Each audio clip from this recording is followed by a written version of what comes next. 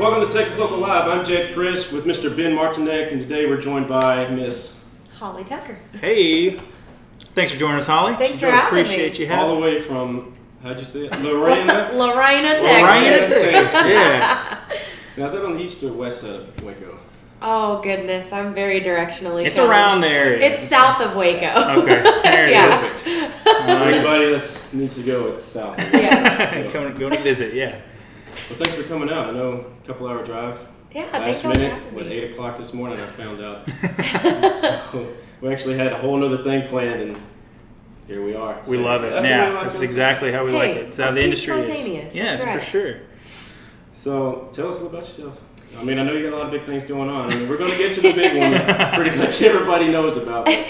Yeah, so my little elevator speech. Yeah. I guess I've been singing pretty much my whole life, and my parents were both singers, and musicians themselves, so they raised us in a house full of music, and we were always singing Christian music and country music and oldies music, and it was just everywhere, and so it just lit a fire in me to start at a really early age. And so I got on stage for the first time when I was 7 years old at my church in Waco.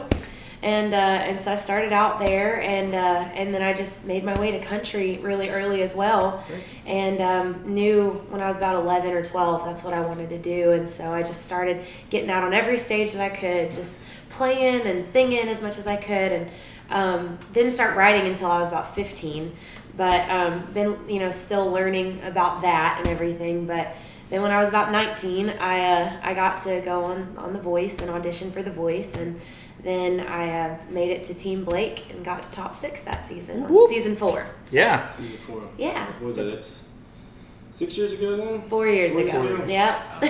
He keeps up with the show clearly. He's I a keep up with this. avid watcher. So I want to, on the premise of that there, I want to ask you a little question. When you first got in, you said you were 7. What was it that sparked? I know again, creeped a little looking at stuff. Your parents had a band, is that correct? They were did. Into something? Okay. Yeah, they met in college through music. Okay. My They dad go to had... college at Baylor? my dad was at Baylor, and my mom was at Howard Payne, and he started this Christian band called Revised Edition, and they were like a vocal group, and so he needed a keyboard player and a vocalist, and he was asking around, and through friends he found my mom, and she was all the way in Brownwood, so they started traveling together for like 6 years, and then they decided to settle down and have a family, and boom, here I am. Hey, there you go. That's awesome. Very cool. Well, boom. I mean, your brother. And my brother Yeah. too. Hey. Yeah. That's right. Awesome. That's so cool. Yeah. So what was Blake like? Tall? Very tall. He's like 6'11" or something like that. No, I'm just kidding. Not quite that tall. But he is really tall. And yeah, he's just great. He's a goofy guy. I'm sure you can see on his Twitter. Mm-hmm. That's exactly who he is. That's Yeah. real life. Cool. Yeah. What was it like getting the 4-chair turnaround? Like 4 bars into the song, I had to go back and watch it again. I had to check it out, and you were just like going at it, and then boom, down the line, Adam's hitting it, Usher's hitting it, and then Blake held out. It was extremely nerve-wracking. Yeah. I mean, because they tell you when you go audition for The Voice, you like have to wait weeks, and just practice on your blind audition song. And there's so much time in between, making it for the like producers and then making it onto the show. And so like you have all this time to build up this anxiety, and they tell you stuff like, it's cool to get a 4-chair turn, but you don't really have to have that. You just need one. Yeah. All you need is one just to make it. And so you're just praying for one that whole time. And then, when I got up there, it was like bam, bam, bam, 3 in a row, and it's like I was freaking out. How do you hold your composure and keep singing? It was I incredible. have no idea. I just didn't tried. hear any, there was no cracking in the voice or anything. It was solid. It was awesome. Thank you. Yeah. It was rough, but it was fun. That is awesome. Hey, what's it like behind the scenes? I mean, I know it's a TV show, so that's... Yeah, on the behind the curtains. Yeah, I'm always curious about that.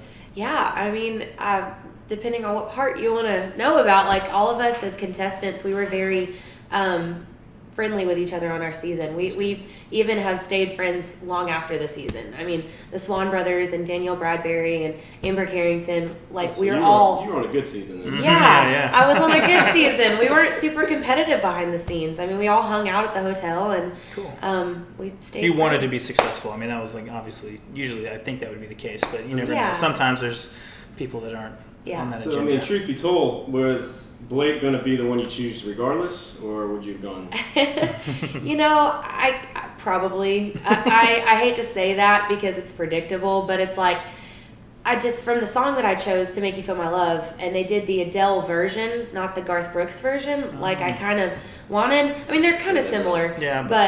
But we did the Adele version, and it was really fun, but I felt like it would maybe confuse people into thinking that I'm not country. And that's what I wanted people to know from the beginning, is that I'm a country artist. No matter what anybody says, I know who I am. Yeah. And so I wanted, by picking Blake, I knew that would solidify that. Yeah, that's awesome. Yeah. Very good move on your part then. So I'm going to move on because I know you came up for a Rangers game. Yes. You did the national anthem for that. How was I that? did. It Was was amazing? so good. It was so good. Being in the ballpark. Packed house? Do what? Was it packed?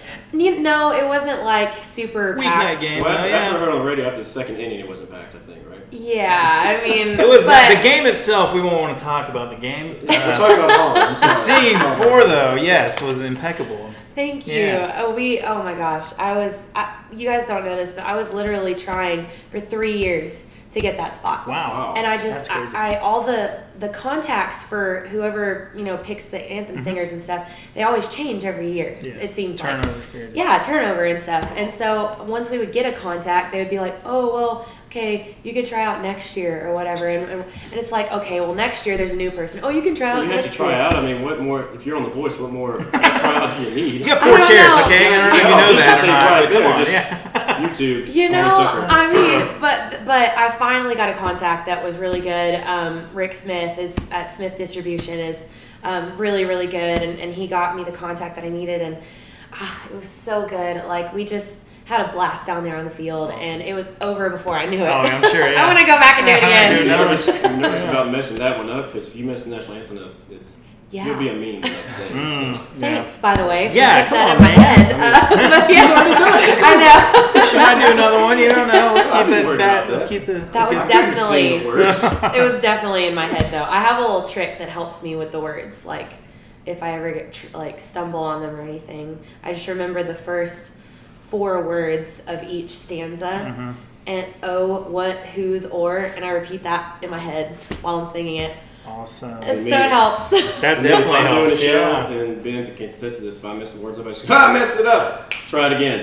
He'll reset and without even fail. Yeah. Yeah, reset. Yeah. It's fun playing leads with it I'm too. gonna- Because you're in the I'm middle gonna of the do it. solo, and then the song starts over, and you're like, "What happened? What just?" Have you guys ever had to do that, like sing the national anthem in front of people? And No, I played it on guitar. I haven't played it for too many people, so. But I yeah. got this many. This is my biggest one. I love it. It's awesome. That's cool. It's a good time. Yeah. All right. Moving on. Moving on. We'll move on. Awkward segment. Yes. Well, right here we'll put down awkwardness. Awkward turtle. Yes. There. That's perfect. We need that just rolling across the screen. That's right. So we were looking at I was looking at the schedule again, creeping, and creepy, and it's checking not out. weird. I was researching. Okay, I'm sorry. That's PC is to say research. There you go. There you go. I was researching, and noticed you had some stuff coming up. Texas Country Music Awards Yes. coming up the end of this month, I believe. Yeah. I'm so excited. September 28th. So tell us about that. What's going on with that? What do you? I mean, Outside of tell most us. of the large town of Carthage, Texas. Yes. Yeah, there's so much to way do. east. Yeah. Yeah, no, Carthage, Texas actually holds a really special place in my heart. They have a induction ceremony for a new legend every year at the Texas Country Music Hall of Fame, and I have been doing like a part of that show for the past several years. So to have this be part of the Texas Country Music Association is really, really cool, and getting to be there and being nominated for the 2 big awards or whatever, the the album of the year, album of the year, and being the only female in that category. There you go. And then the female vocalist of the year, up beside people like Brie Bagwell, Amazing. and I mean, they're all incredible. So But But you've you're won quite there. a few Female Vocalist of the Year awards through the East Texas Music Awards, right? just the one this Just past that year, one? yeah. Really? hmm Jeez, I thought it was more than that. Yeah. It's about to snowball. You're about to. I feel it coming. Oh man, I I'm hope gonna do so. it again. I hope so. It's gonna be awesome. Want to come out and just. Did you ever do the Tex Ritter Carthage Showcase? That's what I was meaning whenever the induction oh. ceremony. I actually won That that. was the induction ceremony.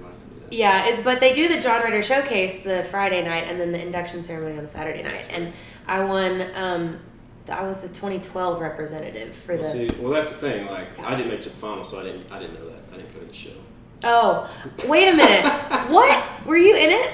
I went to the first round auditions or whatever. Oh. I'm from East Texas, so I live like right down the road from Carthage. What year was it? Just curious. Do you remember? It was probably 2012 or 13. I don't know. Okay. I did it twice. I didn't win, so Well, just walked it. I'm sorry. Bring up old Thanks crap. Sorry. Sorry. Okay, awkward. Another awkward moment. All right. Brought to you by the turtle. Moving But through. if we were there, I probably would have remembered you because there wasn't a whole lot of talent in East Texas, so Oh. certain people stick out. So. Well, it's a good time. It's a good time.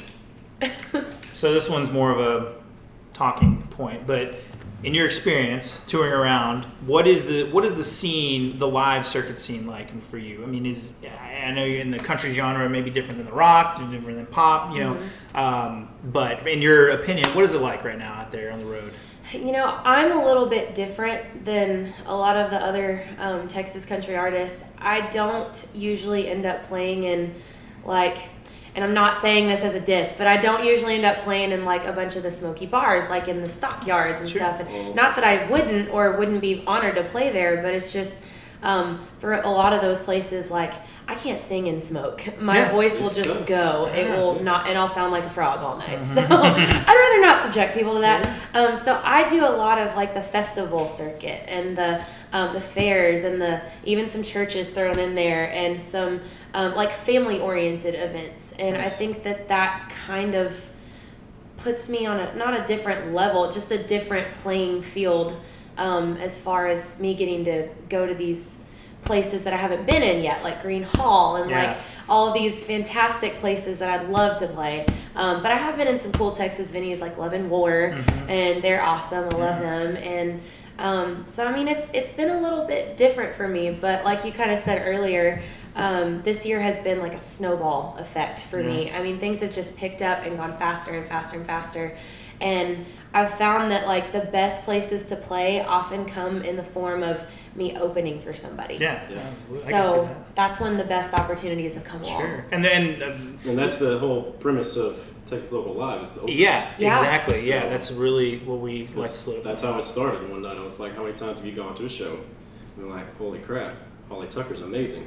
And then she's off stage and the main show's on, then everybody piles in. Yeah. So that's the idea, because we both do shows. Well, I don't do as much anymore. He's still doing it.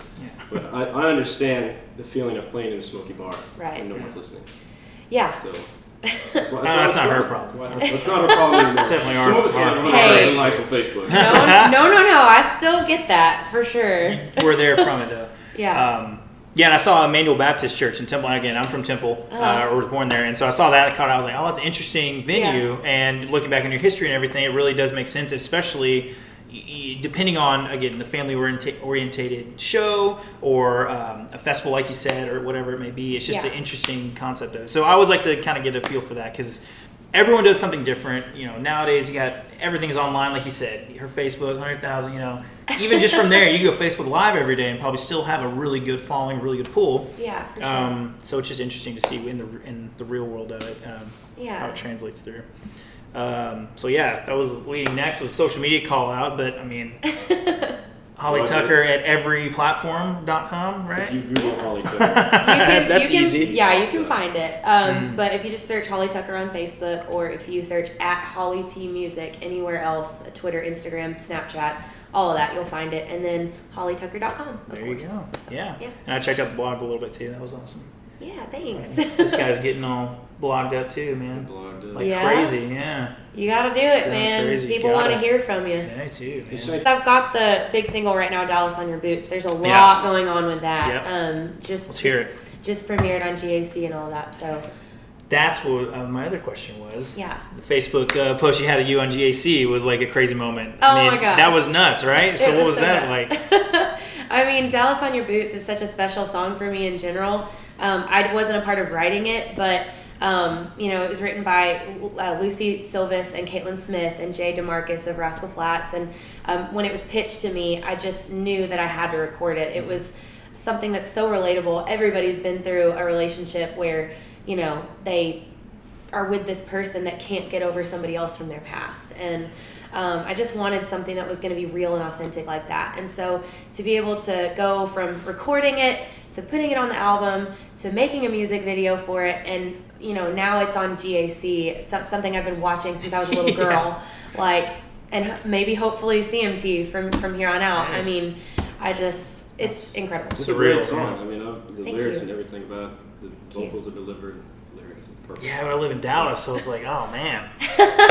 So how often do you write? Do you go to Nashville and do writer sessions, or who are you with? Yeah, I've actually gotten to go, I think, 18 times over the past 4 years. I try to go every other month when I can, and when the situation is right and all that. And I just write with as many people as I can. I've gotten a lot of contacts through church friends here and Baylor friends here. There's a lot of Baylor people in Nashville now. Yeah. And so they have a lot of songwriter contacts, and it's just been a blessing, every single one of them. That's awesome. So, What's your process? Do you have a process? Do you just let a hook come to you, or do you sit down and force one out, or? It's different every time. I mean, especially depending on who I'm with. I prefer co-writing rather than writing on my own, just because I still consider myself a newbie at it, and I like to learn techniques from other people. Right. And I like to contribute, of course, when I'm in the room, but everybody comes at it from a different perspective and a different way of writing, and so it's always unique to go in there, and maybe sometimes you write the lyrics first, or sometimes you write the melody first, or I typically have a note section in my phone of hook ideas, and I keep those, but I don't actually write the songs until I can get somebody to help me develop them. Yeah. So that's kind of how I work. Very cool. That's what I really appreciate, the people who actually sit in with their songs. I mean, I come from a family of kind of songwriters and people in Nashville that are semi-making it. So Yeah. Do you try to? I hate to say all this, but do you want to go more pop, country, Nashville, or are you going to try to stick to the country sound? I will always be country. Always. And I can boldly say that because, I mean, there might be some influences of pop here and there, but you're never going to hear me doing something that has no element of country in it. To me, that just sucks the soul out of it. That's just my opinion. Not trying to diss anybody else, again. Saying, for me personally, if I tried to do that, I don't think it would be honest. Yeah, exactly. So, always will be country. Well, I mean, certain people, I don't know, you know the song Die Happy Man. Yes. And you do know that song was written by a top 20. He's written 20 hits for pop singers. And when I heard that song played by Nelly, because when I first heard it, I said, that doesn't sound like a country song. He's playing a country style, but it doesn't sound like a country song. And then Nelly sings it. It's like, I love Nelly's version. Yeah. But that's the problem. It's like the great William Clark Green once said, Austin's turned into L.A., well, Nashville's now L.A. as well. Yeah. So slowly moving all the pop to the influences east. are being infused. I almost think they're trying to make like a one music world. You know what I'm saying? One music world. Yeah. All I mean, pop songs. how can Carrie Underwood go from the country station and then over to the pop station? Money. I mean, yeah, money. Come on. That does a little bit too, I feel like. I would do it for money. But it's a weird, and you're in a unique area though too. Again, like you're in that kind of that, not purgatory, but like in that middle ground where you're like, your success is so, I mean, you're obviously successful, and there's like another step towards like, again, top 40 country, whatever, what is it called? Stadium country or whatever? Another term. Arena country. Arena, that's it, yeah. So, there's that weird thing, but the what? I've never heard that term. Arena country? Well, look at Cody Johnson. I mean, he's staying true to himself and being wildly successful. And I'll always take the opportunity to brag on Cody Johnson just because I've never met him, but I love him. Well, actually, I have met him, but he wouldn't remember me. He's real cool dude. Yeah. He's kind of short, but he's cool. He's amazing. Cool. He's Really the best male vocalist in Texas country. Well, I'll tell you no the question. funny story about Cody is we went to Bonita Creek one time, and I don't think the show was even sold out. You've been to Bonita Creek Hall, right? Mm-hmm. It's not huge. Yeah. It wasn't even sold out. So one night we're like, let's go to Billy Bob's, check Cody out. Ain't gonna be too many people. That place had so many people. Yeah. We couldn't even walk. Oh yeah. So I mean, he went from like to everybody. Yeah, but he's country. Yeah. I mean, even his sort of pop songs like "With You I Am," I mean, you can still tell it's country. Yeah. And I love that. That's exactly what I want to do. Yeah. Just stick to it, keep writing the way you do, and working with the people that are going to get you in that direction, right? Yeah. That's all you So can do. what do you say your goals are for the next, let's say, year, and let's go 10 years? Well, Where do you see yourself in 5 years? where do you see yourself in 5 Surprised years? it's a job interview. Okay, yeah. What's the right answer? Let's yeah. I see. typically don't dress like this. You know, it's always hard to answer that question because you never know what's coming around the corner. But, you know, right now what we're focusing on is finishing the Steel tour. So I started that back in March, and it's going to go through next April is what I'm looking at. And where's it going to be ending up? good question. Where's it ending up, Shane? Canada. There's a mini. Oh, yeah. Oh, in Canada. very nice. And then we're going to go back to Waco and do the last International artist. Yep. So very we're gonna end it up in Canada. Canada's huge. That could be a huge break there. You never know. I hope so. That would be fun. Yeah, Shania, come on, man. She was all about it, kicking it out there. So I know. And she did the same circuit you're doing there. I mean, came down here. So continue. Sorry. No, you're good. You're good. They're really appreciative up there, and I'm so excited to go. I've been up there one time before, but we're just gonna, finish up this tour and continue playing live, continue writing new music. I have some songs in the can already, like waiting to be released and waiting to be like fully produced and stuff like that. But I don't know whether it's gonna come in the form of like singles at a time or like an EP. Probably won't do a full-length album for a while. I'm thinking the next one will probably be an EP of some sort. Maybe we might do something with Spotify where there's like an acoustic sort of deal. We've got a lot of ideas like floating around. The way the store works now, whole albums, it's better to go almost EP now. Yeah, we talked about this last week actually. Same thing. Like, just didn't make the cut. Trickling out. Camera died. Uh-oh.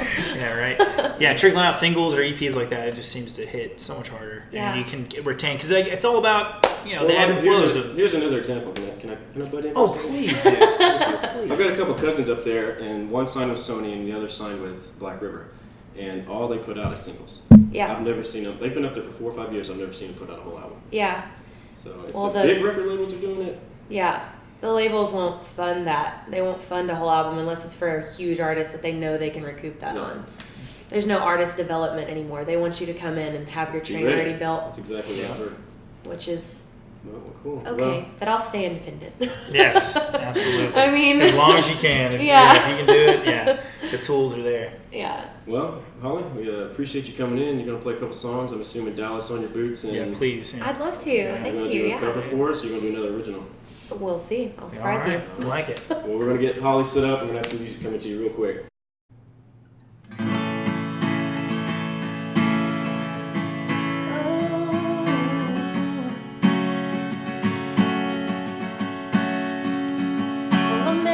Just across the county line, where forever fields go out to meet the sky, where the sad song spinning in the background, like the one that's playing here right now. And we lose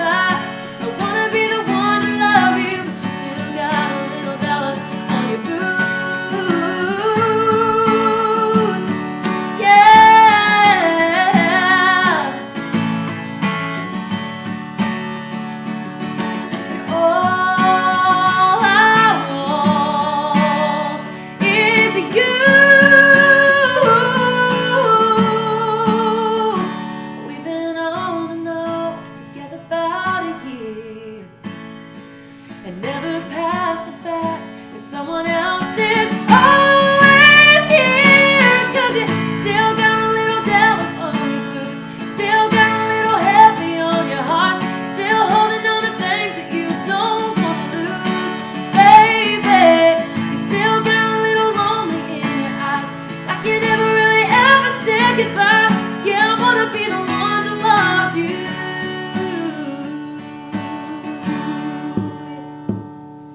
But you still got a little Dallas on your boots.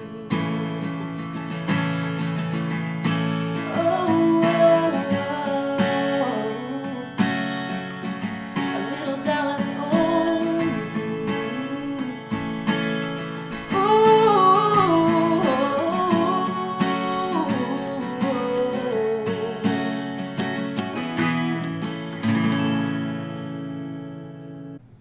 Hey guys, I'm Holly Tucker, and this is my version of Strawberry Wine by Dina Carter.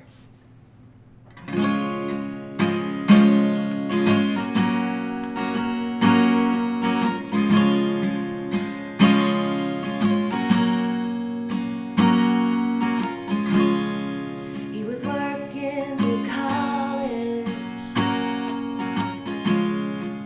on my grandpa's farm.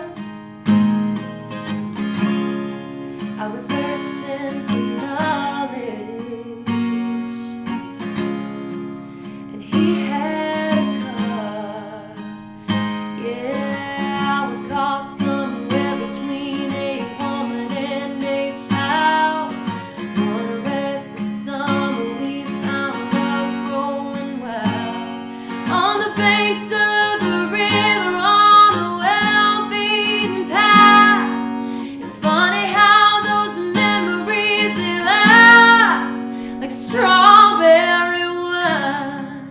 At 17, the hot July moon, I saw everything. My first taste of love was bittersweet and green on the vine, like strawberry wine.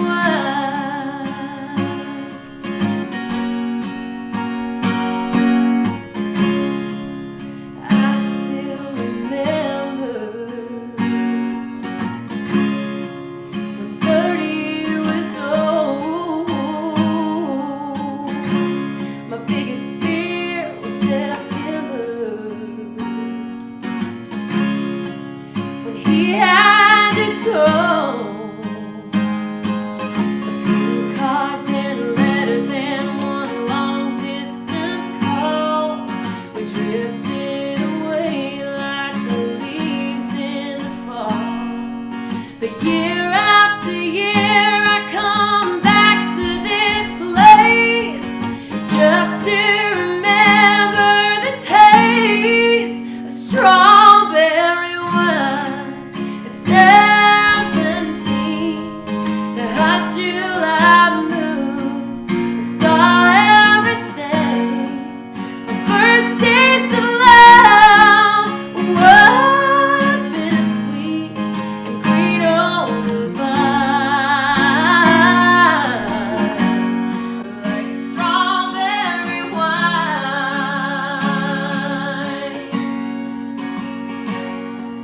The fields have grown over now, years since they've seen the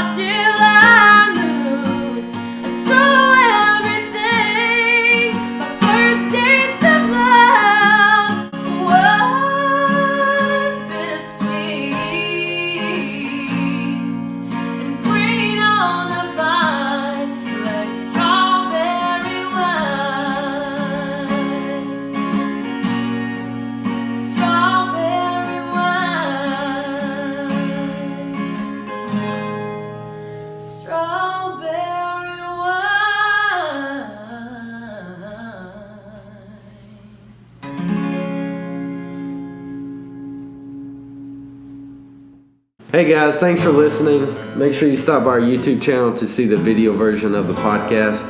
Also, check us out on Instagram at Texas Local Live for more updates.